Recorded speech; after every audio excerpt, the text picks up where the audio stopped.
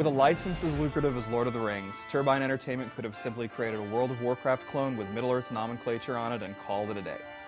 That the Lord of the Rings Online is such an accessible experience is bound to draw comparisons to the genre's leading title, but that it's so enjoyable to play is a testament to its great design. Its inventive aspects are peripheral, but they are there, and combined with the slick and engaging questing, it makes for plenty of appealing exploration. Tolkien fans won't be left in the lurch either.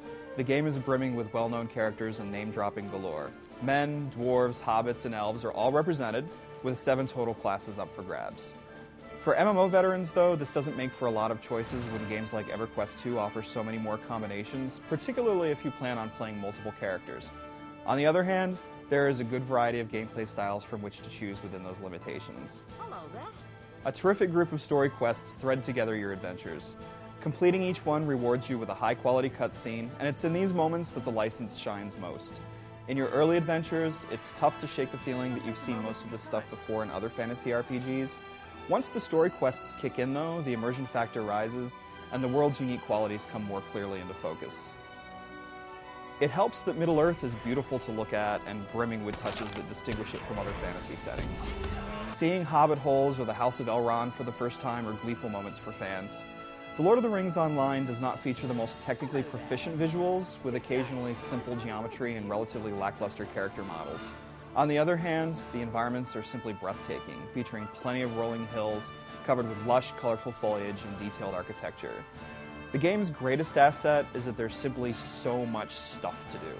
The quests require you to roam about a good deal, which makes for some occasionally leisurely travel, but gives exploration types plenty to see.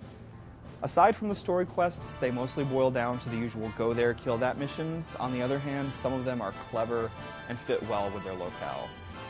Some of it is standard stuff to be sure, but there's enough here that's different to distinguish Lord of the Rings Online from other online RPGs.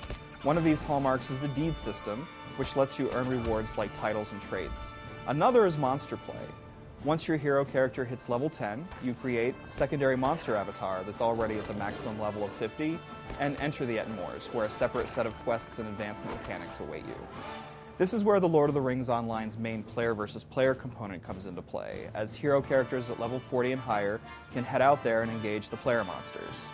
It's a fairly clever system, yet at this stage in the game when few hero characters have hit the necessary level, it's hard to say how successful monster play will be in the long run. Gameplay basics like standard combat and crafting are par for the course in the genre. They are streamlined and pleasant enough, but missing a certain oomph. Crafting skills are combined into groups of 3 abilities called vocations. The skills within vocations are pre-assigned, which keeps your professions relevant to each other, but still feels a little limited. Thankfully, crafted items are relevant right away, producing better items than those earned as quest rewards.